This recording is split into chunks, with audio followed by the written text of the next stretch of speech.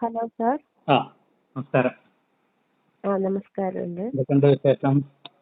നല്ല വിശേഷം സാർ. ആ അങ്ങനെ പോകുന്നു. ഓ ഞാൻ സാറിനോട് കുറച്ച് സംശയം ചോദിക്കാൻ വേണ്ടി വിളിക്കുന്നതാണ്. ഓ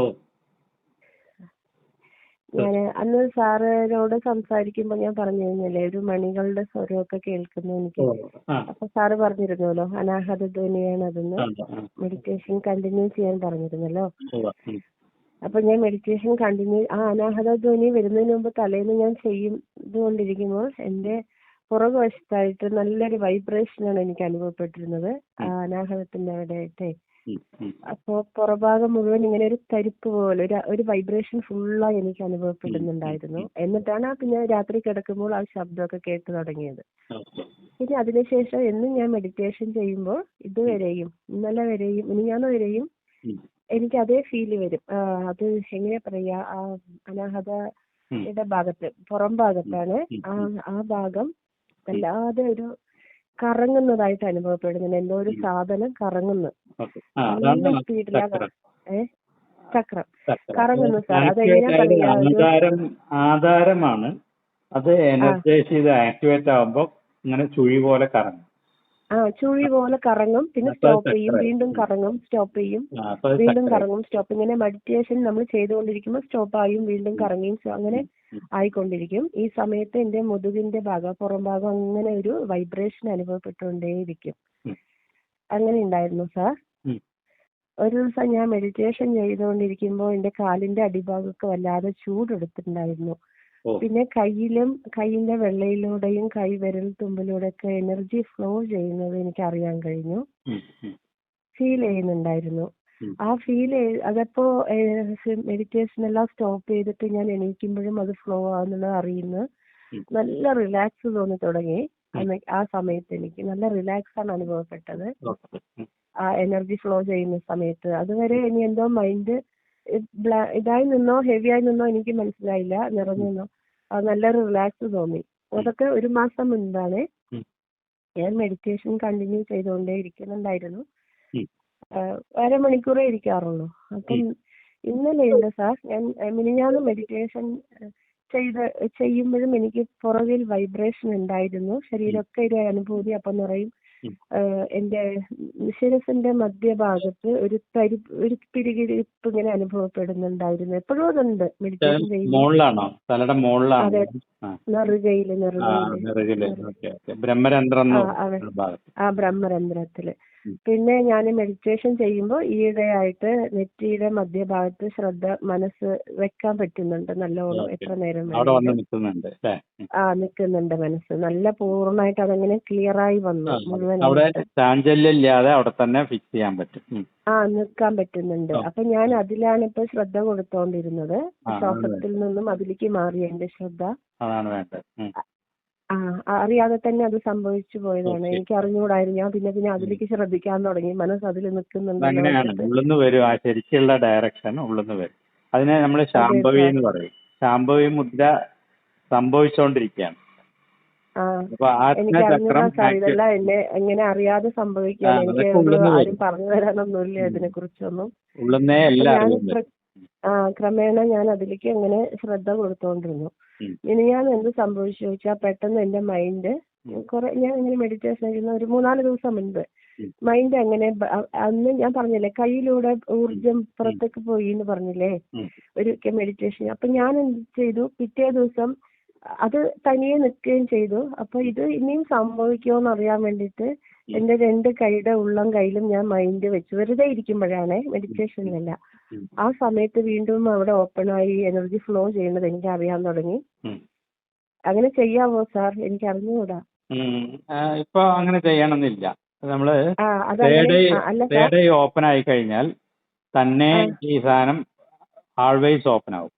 ഓപ്പൺ ആവും അല്ലേ? എനിക്ക് അറിഞ്ഞുകൂടായിരുന്നു. അന്ന് ഞാൻ വെറുതെ ഒന്ന് നോക്കിയത്, എന്താ ഇന്നലെ ഇങ്ങനെ പറ്റിയില്ലോ മെഡിറ്റേഷൻ ചെയ്യുമ്പോൾ, അപ്പൊ ഇന്നും പറ്റുമോ, അത് എങ്ങനെ സംഭവിക്കും? അന്നേരം അത് ഓപ്പൺ ആയി സാർ. ഓപ്പൺ ആയത് ഞാൻ വേഗം കൈ ക്ലോസ് ചെയ്തിട്ട് വേണ്ട അത് ആവുന്നുണ്ട്. 1 മിനിറ്റ് മൈൻഡ് അവിടെ വെക്കുമ്പോ അതിനകത്ത് ഉള്ളിൽ എന്തോ ഇങ്ങനെ തരുതരുന്ന ഒരു വൈബ്രേഷൻ അനുഭവം. നമുക്ക് ആർക്കെങ്കിലും ഹീലിംഗ് കൊടുക്കണം എന്നുണ്ടെങ്കിൽ, ഇപ്പൊ വയ്യാതെ കുട്ടിയോ ആരെങ്കിലും ഒരാൾ വരുന്നത് പിന്നെ ആ എന്തെങ്കിലും ചെയ്യാൻ പറ്റുമോ കുട്ടീന്ന് ചോദിച്ചാൽ ഒരു ഹീലിംഗ് ആ കൊടുക്കണമെന്നുണ്ടെങ്കിൽ അപ്പം മാത്രം അത് കൊടുക്കുക, ഓപ്പൺ ആക്കിയിട്ട് ഓപ്പൺ ആ ആക്കിയിട്ട് കൊടുക്കുക. തന്നെ ആ അവിടേക്ക് പോയിക്കോളും, വേണ്ടോടത്തേക്ക് ആ എനർജി പോകും. അപ്പോൾ അത് ശരി സാർ. അല്ലാത്ത സമയത്ത് നമ്മൾ ഓപ്പൺ കളിക്കാൻ ആക്കണ്ട, അത് വെറുതെ ഓപ്പൺ ആക്കി ഞാനൊന്ന് അറിയാൻ വേണ്ടി മാത്രം അന്ന് അത് കുഴപ്പമില്ല, ചെയ്തതായിരുന്നു അത് അന്നെങ്കിൽ കുഴപ്പമില്ല. മറ്റേ. എനർജി അങ്ങനെ ഡ്രെയിൻ പോയി ആവുകയെ, സാറിനെ. ആ എനർജി അങ്ങനെ ഡ്രെയിൻ മെഡിറ്റേഷൻ ചെയ്ത് ചെയ്ത് പോകും. ആ മെഡിറ്റേഷൻ അങ്ങനെ ചെയ്ത് മിനിഞ്ഞാന്ന് സാർ എൻ്റെ മൈൻഡ് അങ്ങനെ പെട്ടെന്ന് ഒരു ഉം. ചെയ്തുകൊണ്ടിരിക്കുമ്പോഴല്ല, ഞാൻ ഉം. വീട്ടിലെ പണിയെല്ലാം കഴിഞ്ഞ് 1 മണിയാകുമ്പോൾ വെറുതെ റെസ്റ്റിലിരിക്കുമ്പോൾ പെട്ടെന്ന് മൈൻഡ് അങ്ങനെ ഉം. സ്റ്റില്ലായി പോകുന്നു, ബ്ലാങ്ക് ആയി പോകുന്നു. ഉം. കുറച്ചു നേരം ഒരു പ്രഷർ പോലെ എനിക്ക് അനുഭവപ്പെട്ടു. അതെന്താ ചോദിച്ചാൽ മൈൻഡ് മൂവ് ആവുന്നില്ല, ബാക്കിലേക്കും ഉം. പോകുന്നില്ല, ഫ്രണ്ട്. അതൊരു പ്രത്യേക ഫീൽ ആയിരുന്നു ആ സാർ, എങ്ങനെ പറയാന്നറിഞ്ഞൂടാ. എനിക്ക് മനസ്സിലായി. ആകെ ആ അതായത് അതാണ് നമ്മൾക്ക് ഇനി അതാണ് ചിത്തവൃത്തി ബാക്കിലേക്കുള്ള നിരോധം ഓർമ്മ എന്ന് പറയുന്നത്. വരുന്നില്ല, പെട്ടെന്ന് ഫ്രണ്ടിൽ ഇനി എന്ത് ചെയ്യണമെന്ന് മൈൻഡിന് നിർദ്ദേശവും കൊടുക്കാനും പറ്റുന്നില്ല. ഉം. ഉച്ച സമയമാണ്, ഹസ്ബൻഡ് വരാറായി, ചോറ് വിളമ്പാറായി.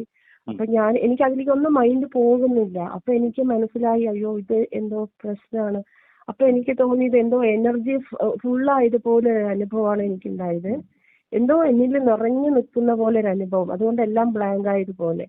ഉം. അപ്പോ എനിക്ക് ഉള്ളിൽ നിന്ന് ഒരു നിർദ്ദേശം അറിയുന്നു, കയ്യിലെ ഇത് ഓപ്പൺ ചെയ്യാനായിട്ട് പറഞ്ഞത് അറിയുന്നു, അത് ചെയ്തു നോക്കാം, ഉം. എനർജി ഓപ്പൺ ചെയ്ത് നോക്കിയാൽ ഇത് മൊത്തം ഒരു പ്രഷർ അനുഭവപ്പെടുകയാണ്. കാരണം നമുക്ക് ഈ ലൈഫിലത്തെ കാര്യം ചെയ്യണമല്ലോ, വെറുതെ ഇരിക്കാൻ പറ്റില്ലല്ലോ. ഉം. അപ്പൊ ഞാൻ എന്ത് ചെയ്തു, കയ്യില് ഈ മറ്റേ എനർജി പോയിന്റ് ആ. ലേക്ക് മൈൻഡ് കൊണ്ടുപോയത്, അത് ഓപ്പൺ ആയതും കുറെ ഒരു 10 മിനിറ്റോളം ഓപ്പൺ ആക്കി തന്നെ വെച്ചു സാർ. ഉം. അല്ലാതെ എനിക്ക് നിവൃത്തിയില്ലായിരുന്നു. അങ്ങനെ മൈൻഡ് എല്ലാം ബ്ലാങ്ക് ആയി പോയേ. അപ്പൊ ഞാനത് തുറന്ന് കുറച്ചു നേരം കഴിഞ്ഞതും റിലാക്സ് ആയി, നല്ല റിലാക്സ് ആയിട്ട് ഓക്കെ ഹാപ്പിനെസ് ആയി. ഉം. അങ്ങനെയെല്ലാം കഴിഞ്ഞു. ഞാൻ രാത്രി മെഡിറ്റേഷനിലും ഇരുന്നു. ഇന്നലെ വൈകുന്നേരം 4 മണിക്ക് സാർ. ഉം. സാർ ശ്രദ്ധിക്കുന്നുണ്ടല്ലോ, ഉം. കേൾക്കണ്ടോ സാർ? ഉവ്വ. കേൾക്കുന്നുണ്ട്. ഇന്നലെ വൈകുന്നേരം 4 മണിക്ക് ഞാൻ വെറുതെ മുറ്റത്ത് നിൽക്കുകയാണ്. ഉം. ആ സമയം ഞാൻ വെറുതെ മുറ്റത്ത് 4 മണി വെയിലായിരുന്നു, വെറുതെ ഇങ്ങനെ എനിക്ക് എന്താണെന്നറിയില്ല, കണ്ണുകൾ അടയ്ക്കണം തോന്നി, ഉം. കണ്ണുകൾ അടച്ചു. ഞാൻ മെഡിറ്റേഷൻ ഒന്നും അല്ല ചെയ്തത്, കണ്ണടച്ചിട്ട് വെറുതെ നെറ്റിയിലേക്ക് അപ്പോൾ എൻ്റെ മൈൻഡ് പോയി. ആ സമയത്ത് നെറ്റിയുടെ ഭാഗത്ത് മൈൻഡ് പോയതും ഉം. ഞാൻ കണ്ടത് ഒരു സ്വർണ്ണ നിറമായിരുന്നു സാർ. ഉം. ഉം. അല്ലെങ്കിൽ മിക്കവരും കാണുന്നത് ഞാൻ പച്ച നിറമായിരുന്നു. ഈ ഇടയായിട്ട് കുറേ കാണുന്നത് പച്ച നിറമാണ് എപ്പോഴും കാണാൻ.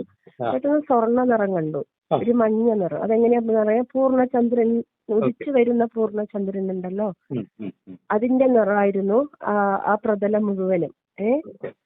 അതിലേക്ക് ഞാൻ സൂക്ഷിച്ച് കുറച്ചു നേരം കൂടി സൂക്ഷ്മതയോടെ നോക്കുമ്പോൾ ഉം. 2 വശത്ത് 2 ചലനങ്ങൾ അറിയാൻ തുടങ്ങി. ഉം. 2 ഭാഗത്ത് അതിൽ ചലിക്കുന്നു. ഉം. ക്രമേണ ഞാനത് ശ്രദ്ധിക്കുമ്പോൾ മനസ്സിലായി, അതെന്റെ കണ്ണിന്റെ കൃഷ്ണമണിയാണെന്ന് മനസ്സിലായി. ഉം. അതും നല്ല ഗോൾഡൻ കളറായിരുന്നു. ഇത് നിലാവിന്റെ ആ. രണ്ട് കൃഷ്ണമണികളാണ് കാണുന്നത് അല്ലേ? ആ കൃഷ്ണമണിയാണെന്ന് മനസ്സിലാക്കുകയായിരുന്നു സാറ്. ഉം. എന്റെ കണ്ണിന്റെ അതേ ഈക്വൽ ആയിട്ടാണ് അത് കാണുന്നുണ്ടായിരുന്നതേ. ഉം. ഞാൻ കണ്ണടച്ചാണ് നിൽക്കുന്നത്. ഉം. അപ്പൊ അത് നല്ല ഗോൾഡൻ കളറായിരുന്നു. ഇത് ആ. വന്നിട്ട് ഈ പ്രതലം വന്നിട്ട് നിലാവിന്റെ ഈ ഉദിച്ചു വരുന്ന നിലാവിന്റെ ഒരു യെല്ലോ കളറായിരുന്നു. ഓ. ഇതിനകത്ത് ശരിക്കും ഗോൾഡൻ കളറിൽ, അതായത് ഗോൾഡിന്റെ പൗഡർ ഇട്ടതുപോലെ റൗണ്ട് ആയിട്ട് ഉം. മിന്നി തിളങ്ങിയിട്ട് 2 കൃഷ്ണമണിയാണെന്ന് മനസ്സിലായി എനിക്ക്. ഉം. ഉം. ആ സമയത്ത് എന്റെ ഹാർട്ട് ബീറ്റ് എനിക്ക് ശക്തമായിട്ട് കേൾക്കാൻ കഴിയുന്നുണ്ടായിരുന്നു സാർ. ആ. കേൾക്കാൻ കഴിയുന്നുണ്ടായിരുന്നു. നല്ല, അതായത് നമ്മൾ സ്റ്റെതസ്കോപ്പിലൂടെ നമ്മുടെ ഹാർട്ട് ബീറ്റ് കേൾക്കുമ്പോൾ എങ്ങനെയാണോ അതേ ക്ലിയറിൽ എനിക്ക് സാധാരണ ചെവിയിൽ അത് കേൾക്കുന്നുണ്ട്. ഉം. ഹാർട്ട് ബീറ്റ് ചെയ്യുമ്പോഴെല്ലാം ഈ കൃഷ്ണമണി വികസിക്കുന്നു, ചുരുങ്ങുന്നു, വികസിക്കുന്നു, ചുരുങ്ങുന്നു. ഇങ്ങനെ ബീറ്റിനനുസരിച്ച് അത് വികസിച്ച് ചുരുങ്ങുന്നത് ഞാൻ കണ്ടു. കണ്ടിട്ട് എനിക്ക് സന്തോഷം തോന്നി കാണുമ്പോൾ. കണ്ട് കുറെ നേരം കഴിഞ്ഞ് ഞാൻ വീട്ടിനകത്തോട്ട് വന്നു. 4 മണി ഒക്കെ സമയമാണ്. വീട്ടിനകത്ത് വന്ന് ഒരു 15 മിനിറ്റ് കഴിഞ്ഞു. എനിക്കപ്പോൾ തോന്നി, തേർഡ് ഐ ഓപ്പൺ ആയതാണോ എന്ന് എനിക്ക് അറിഞ്ഞുകൂടല്ലോ ഇതിനെക്കുറിച്ചൊന്നും. അപ്പൊ ഞാൻ വീണ്ടും ചെന്ന് അതേ സ്ഥലത്ത് മുറ്റത്ത് നിന്നിട്ട് വീണ്ടും അതേപോലെ ചെയ്തപ്പോൾ വീണ്ടും അത് കേൾക്കുന്നു, കാണുന്നു. ഹാർട്ട് ബീറ്റൊക്കെ നന്നായി ക്ലിയർ ആയിട്ട് എനിക്ക് കേൾക്കുന്നു, ഒരു സ്റ്റെതസ്കോപ്പിലൂടെ കേൾക്കുന്നത് പോലെ. ഈ കണ്ണുകളെയും ഞാൻ കാണുന്നു, കണ്ണിങ്ങനെ ചുരുങ്ങുന്നു, വികസിക്കുന്നു, ഈ ബീറ്റിനനുസരിച്ച് ചുരുങ്ങുന്നു, വികസിക്കുന്നത് കണ്ടു. ഗോൾഡൻ കളറിലാണ് വീണ്ടും കാണുന്നത്. അപ്പൊ കുറെ നേരം കണ്ടു, ഒരു 5 മിനിറ്റോളം ഞാനത് കണ്ടു. കണ്ടിട്ട് ഞാൻ അകത്തേക്ക് വരുമ്പോ പിന്നെ വന്നത് ഗോൾഡൻ കളറും വയലറ്റ് കളറും എല്ലാം കൂടി ഒരു മിക്സിങ്ങിൽ അതങ്ങനെ പിന്നെ അത് പോയി. ആ അതെല്ലാം വിഷനൊക്കെ മതിയാക്കി ഞാന് രാവിലെ ഞാൻ 9 മണിയാകുമ്പോൾ മെഡിറ്റേഷനിൽ ഇരിക്കുമ്പോൾ എന്റെ അനാഹത ചക്രത്തിന്റെ അടുത്ത് യാതൊരു വൈബ്രേഷനും എനിക്ക് വരുന്നില്ല സാർ. അല്ലെങ്കിൽ എപ്പോഴും ഇരുന്നാലും വൈബ്രേഷൻ വരും. എനിക്ക് അനാഹതത്തിന്റെ അവിടെ യാതൊരു വൈബ്രേഷനും വരുന്നില്ല. അപ്പൊ നെറുകയിലേക്ക് ഞാൻ മനസ്സ് കൊണ്ടുപോകുമ്പോ അവിടെ എല്ലാം ബ്ലോക്ക് ആയി നിൽക്കുന്നത് പോലെ ഒരു ഫീലാണ് വരുന്നത്. ഇത് എന്താണെന്ന് ചോദിക്കാൻ വേണ്ടിട്ടാ വിളിച്ചത് സാറിനെ. ഇനി അനാഹതയില് വരില്ല, കാരണം അവിടുന്ന് പാസ് ചെയ്തു. ഇനി തേടയില് അവിടെ വന്ന് നിൽക്കുകയാണ്. ഇനി അത് അവിടെ തന്നെ മെഡിറ്റേറ്റ് ചെയ്തിട്ട് അത് ഓപ്പൺ ആവണം. അത് പിന്നെ സഹസ്രാരമായിട്ട് ഒരു കണക്ഷൻ ഡെവലപ്പ് ചെയ്യും. അത് സഹസ്രാരത്തിന്റെ ദർശനമാണ് ആ താമര പോലെയൊക്കെ കണ്ടത്, പല വർണ്ണങ്ങളിലെല്ലാം. സ്വർണ്ണവർണ്ണത്തിൽ കണ്ടതോ? അല്ല, പല വർണ്ണത്തില്. പല വർണ്ണത്തിലാ കണ്ടത്. ഗോൾഡ്, പിന്നെ എന്താ പറയാ, ഗോൾഡൻ കളറും വയലറ്റ് കളറും ഒക്കെ എല്ലാം കൂടി കണ്ടത്. അപ്പൊ അതുവരെ ആയിട്ടുണ്ട്. ഞാൻ അതൊന്ന് തുറന്ന് കിട്ടണം. തേടായി പൂർണ്ണമായിട്ട് തുറന്നിട്ട് തേടയും സഹസ്രവും തമ്മിലൊരു കണക്ഷൻ, ഒരു ചാനൽ രൂപപ്പെടും. അത് അടുത്ത സ്റ്റേജ് അതാണ്. അതൊക്കെ തനിയെ നടന്നോളൂ. അപ്പൊ ഇനി തനിയെ നടന്നോളൂ. തേടയിലാണ് ഫോക്കസ് ചെയ്യേണ്ടത്. എനിക്ക് ഇതിനെ കുറിച്ചൊന്നും യാതൊന്നും അറിയാത്തത് കൊണ്ട് അപ്പൊ ഞാൻ സാറിനെ വിളിച്ച് ചോദിക്കാന്ന് വെച്ചു. ഇപ്പോഴും ഞാൻ ഇരുന്ന് നോക്കിയേ സാറിനോട് ഇത് പറയാൻ വേണ്ടി വീണ്ടും മെഡിറ്റേഷനിൽ 2ാം തവണ ഇരുന്ന് നോക്കുമ്പോഴും എന്റെ അനാഹത സൈലന്റ് ആയിട്ട് ഒരു വൈബ്രേഷനും വരുന്നില്ല. ഇത്രയും ദിവസം വൈബ്രേഷൻ വന്നുകൊണ്ടിരുന്നതാണ്. അത് നിശ്ചലമായതുപോലെ അങ്ങനെ എനിക്ക് അതാണ്. രാവിലെ അവിടെ ഭയങ്കര തണുപ്പ് അനുഭവപ്പെട്ടു സാർ. ഞാൻ രാവിലെ 9 മണി എനർജി എവിടെ നിന്ന് മുകളിലേക്ക് കയറുന്നോ അവിടെ തണുപ്പ്. എനർജി എവിടെ നിൽക്കുന്നോ അവിടെ ചൂട്. ഈ കറങ്ങുന്ന സമയത്ത് നല്ല ചൂട് അനുഭവപ്പെടുമായിരുന്നു.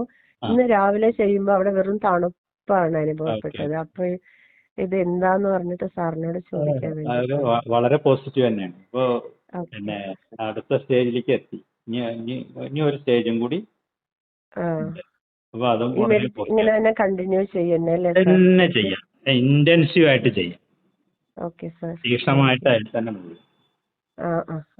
ഓക്കെ, വേഗം അടുത്ത അനുഭവം. ശരി സാർ. ഞാനിത് എന്തെങ്കിലും ഡൗട്ട്സ് ഉണ്ടെങ്കിൽ ക്ലിയർ ചെയ്യാന്ന് പറഞ്ഞിട്ട് ഞാൻ അങ്ങനെ വന്നതായിരുന്നു സാർ. ഇങ്ങനെ മൈൻഡ് മൊത്തം ഇങ്ങനെ ബ്ലാങ്ക് ആവുന്ന സമയത്ത് നമുക്ക് ഈ എനർജി, ഇതിപ്പോ ഡിവൈൻ എനർജി ആണെന്ന് മനസ്സിലായി. ഇത് നമുക്ക് കുറച്ച് പുറത്തേക്ക് ഇങ്ങനെ കയ്യിലൂടെ ഒക്കെ പുറത്തേക്ക് വിടാലോ അല്ലേ? വേണ്ടെന്നാണ് പറഞ്ഞത്. തന്നെ ഓവർഫ്ലോ ആവുമ്പോ തനിയെ പൊയ്ക്കോളൂ അല്ലേ? ഓവർഫ്ലോ ഒന്നുമില്ല, അതൊന്നും അല്ല. ഇപ്പൊ നിങ്ങൾ അത് ഇപ്പൊ മുഴുവൻ എനർജി നിങ്ങൾ മുകളിലേക്കാണ് കൊടുക്കേണ്ടത്. ശരി. അത് അവിടെ നിറഞ്ഞിട്ട് വേണം അടുത്ത ചക്രത്തിലേക്ക് പോവാൻ. അല്ല സാർ, ഞാൻ അന്ന് മെഡിറ്റേഷൻ ചെയ്യുമ്പോ തനിയെ തന്നെ അത് പുറത്തേക്ക് പോയിക്കൊണ്ടിരുന്നേ, അതുകൊണ്ടാ ചോദിക്കുന്നത്. അതന്നെ. അപ്പൊ അതിനെ നിങ്ങൾ വെറുതെ കളയാനൊന്നും നിൽക്കണ്ട. അത് തന്നെ ഈ ചക്ര ഓപ്പൺ ആവുമ്പോ തന്നെ ആ ചക്രയും ഫുള്ളായിട്ട് ഓപ്പൺ ആവും. അത് ശരി, അങ്ങനെയാണല്ലേ? പിന്നെ മിനിഞ്ഞാന്ന് എനിക്കത് ഒരു സ്വാഭാവികമായിട്ട് ഇതില് നമ്മൾ മനസ്സിലാക്കേണ്ട, സ്വാഭാവികമായിട്ട് സംഭവിക്കണതൊക്കെ സംഭവിച്ചോട്ടെ എന്ന് വെക്കാം. അല്ലാതെ നമ്മളായിട്ട് ഒന്നും പ്രത്യേകിച്ച് ഒന്നും ചെയ്യേണ്ടതില്ല. അല്ല സാർ, ഇങ്ങനെ പെട്ടെന്ന് ഈ മൈൻഡ് ഒന്ന് ബ്ലാങ്ക് ആവുമ്പോൾ അതാണ് പറഞ്ഞത്. അതിന്റെ ഉത്തരാണ് പറഞ്ഞത്. സ്വാഭാവികമായിട്ട് എന്താ സംഭവിക്കണ വെച്ചാൽ അത് അതിനെ അനുവദിക്കുക, അല്ലാതെ നിങ്ങളായിട്ട് ഒന്നും ചെയ്യണ്ട. Okay sir. അല്ല സാർ, അപ്പോഴെനിക്ക് ഇങ്ങനെയാണ് തോന്നിയത്, അതുകൊണ്ടാണ്. അതന്നെ പറഞ്ഞത്. അതിന്റെ ഉത്തരാണ് പറഞ്ഞത്. ഇനി അടുത്ത പ്രാവശ്യം നിങ്ങൾ അങ്ങനെ ചെയ്യേണ്ടതില്ല. ശരി സാർ, മനസ്സിലായില്ലേ? അത് എനർജി ഫുള്ളായിട്ട് അത് തുറക്കും. മൈൻഡ് സ്റ്റാൻഡ് സ്റ്റിൽ ആവുക എന്നുള്ളതാണ് ഈ പിന്നെ ചിത്തവൃത്തി നിരോധനം എന്ന് പറയുന്നത്. അതിലൂടെ കടന്നു പോണം, പോയേ മതിയാവുള്ളൂ. വൈകുന്നേരം വരെ വെള്ളം കോരിയിട്ട് നിങ്ങൾ അവസാനം കാലിട്ട് ഉടയ്ക്കുകയാണ്. അത് ചെയ്യരുത്. അത് ആരാണെങ്കിലും അതിനൊക്കെ സമയം കിട്ടും. സമയം കിട്ടുമ്പോൾ ചെയ്താൽ മതി. നിങ്ങൾ ഈ ഹസ്ബൻഡ് വരുന്ന നേരത്ത് പോയിട്ട് മെഡിറ്റേഷനിൽ ഇരിക്കേണ്ട കാര്യമില്ല. മെഡിറ്റേഷൻ അല്ല സാർ, ഞാൻ വെറുതെയാണ് ഇരുന്നത് ആ സമയത്ത്. അതൊരു മെഡിറ്റേഷൻ അല്ലേ? മനസ്സിലായോ? അപ്പൊ നിങ്ങൾ ചെയ്യുന്നത് അതിൽ ഇരിക്കാൻ സമയം കിട്ടുമ്പോൾ അതിലിരുന്നാ മതി. അങ്ങനെയാ സാർ ഞാൻ എന്നും ഇരിക്കാറ്. പക്ഷെ അത് തനിയെ സംഭവിച്ചതായിരുന്നു. ആ മൈൻഡിന്റെ ഒരു 5 മിനിറ്റ് നേരത്തേക്ക് അങ്ങനെ അതിനെപ്പറ്റി ബേജാറാവണ്ട. 5 മിനിറ്റ് ഈ സമയമില്ലാത്ത സമയത്ത് ഈ 5 മിനിറ്റ് പ്രാക്ടീസ് ചെയ്യാൻ നിൽക്കണ്ടെന്നാണ് പറഞ്ഞത്. പ്രാക്ടീസ് ചെയ്തില്ല സാർ, ഞാൻ വെറുതെ ഇരിക്കുകയായിരുന്നു. ആ സമയത്ത് വെറുതെ ഇരിക്കുമ്പോഴാണ് ഇത് സംഭവിച്ചത്. പ്രാക്ടീസ് ആ നേരത്ത് ഞാൻ ചെയ്യാറില്ല. ഭക്ഷണം കഴിക്കണ നേരത്തും ആ നേരത്തൊന്നും ഞാൻ ചെയ്യാറില്ല. അറിയാലോ ആരെങ്കിലും വീട്ടിൽ വരുന്നുള്ളത് അറിയാം. അതുകൊണ്ട് ഞാൻ വെറുതെ ഇരിക്കുമ്പോൾ ഇത് സംഭവിക്കുമ്പോൾ എനിക്ക് അറിയുന്നു ഭർത്താവ് ഇപ്പൊ വരുമല്ലോ, ഭക്ഷണം അവിടുന്ന് സമയത്ത് തന്നെ എഴുന്നേറ്റ് പുറത്തും വരിക. നിങ്ങൾക്ക് എനിക്ക് അതും തോന്നിയിരുന്നു സാർ. പുറത്തു പോയി നിന്നാൽ കുറച്ച് ശരിയാവുന്നൊക്കെ തോന്നിയിരുന്നു. പുറത്തു പോയി നിൽക്കാനല്ല പറഞ്ഞത്, ആ അവസ്ഥയിൽ നിന്ന് നിങ്ങൾക്ക് തന്നെ ബോധപൂർവം പുറത്തും വരാൻ പറ്റും പറയാം. പറ്റിയില്ല. അപ്പൊ എനിക്ക് തോന്നിയത് എളുപ്പം ഒരു ഇതാണ് തോന്നി.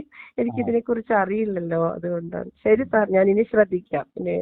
നിങ്ങൾ അതായത് ബോധപൂർവം മെഡിറ്റേറ്റ് ചെയ്യുന്ന സമയത്ത് ഈ അവസ്ഥയൊക്കെ വരും. അപ്പൊ അതിൽ പരമാവധി ആ അവസ്ഥയിൽ തുടരാൻ കഴിയുന്ന സമയത്തൊക്കെ അത് ചെയ്തോളൂ.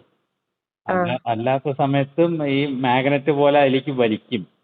അതെ സാർ, അതെ സാർ. അത് വലിക്കുക, അത് ഒഴിവാക്കാൻ പറ്റില്ല. അപ്പൊ കണ്ണടയ്ക്കാതിരിക്കുക, അതേ പറ്റുള്ളൂ. മനസ്സിലായി സാർ, മനസ്സിലായി.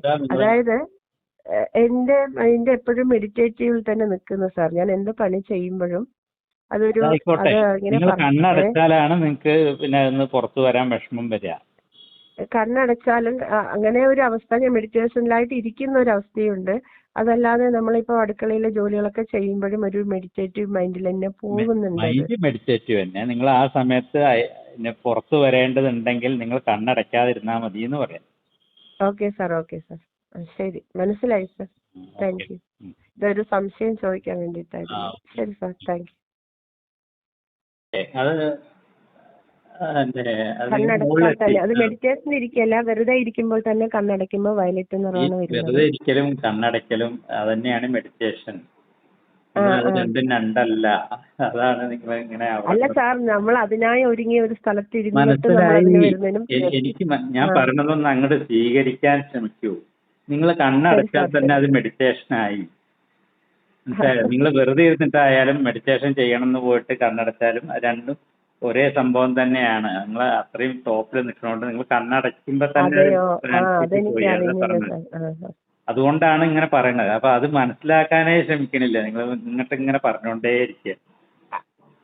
അതല്ല സാർ, ഞാൻ സാധാരണ രീതിക്ക് കണ്ണടയ്ക്കുമ്പോ ഇതൊന്നും കണ്ടിരുന്നില്ലല്ലോ. ഇപ്പോഴാണ് ഈ മാറ്റങ്ങളൊക്കെ വന്നത്. അത് അവിടെ ഞാൻ അതല്ലേ പറയും, തേർഡ് ഐ ഓപ്പൺ ആയി കഴിയുമ്പോ ജസ്റ്റ് കണ്ണടച്ചാൽ തന്നെ അത് നിങ്ങൾ അവിടേക്ക് എത്തി, ധ്യാനത്തിലെത്തി. മനസ്സിലായോ? അപ്പോൾ നിങ്ങൾ ഇനി അത് വെറുതെ ഇരുന്നിട്ട് തമാശക്ക് കണ്ണടച്ചാലും ആ ട്രാൻസിലേക്ക് എത്തും. അല്ല നിങ്ങൾ വേണം വേണ്ട ധ്യാനത്തിന് ഇരിക്കണം എന്ന് പറഞ്ഞിട്ട് ഇരിക്കുമൊന്നും വേണ്ട, അല്ലെങ്കിൽ തന്നെ അത് അവിടെ എത്തും എന്ന് പറയാം. അതുകൊണ്ടാണ് ആവശ്യമില്ലാത്ത സമയത്ത് കണ്ണടയ്ക്കണ്ടെന്ന് പറയുന്നത്. ശരി സാർ, മനസ്സിലായി. അപ്പൊ നിങ്ങൾ ആ കളറ് ഏറ്റവും ടോപ്പിലെത്തിയതിന്റെ സഹസ്രാരത്തിന്റെ നിറാണ് കാണുന്നത്. സഹസ്രാര ചക്രത്തിന്റെ നിറാണ് കാണുന്നത്. അപ്പൊ അതൊക്കെ വലിയ സൗഭാഗ്യം. അത് ആസ്വദിച്ച് അതിന്റെ അടുത്ത സ്റ്റേജിലേക്ക് പോവാൻ നോക്കും. ശരി സാർ, ശരി, ശരി സാർ.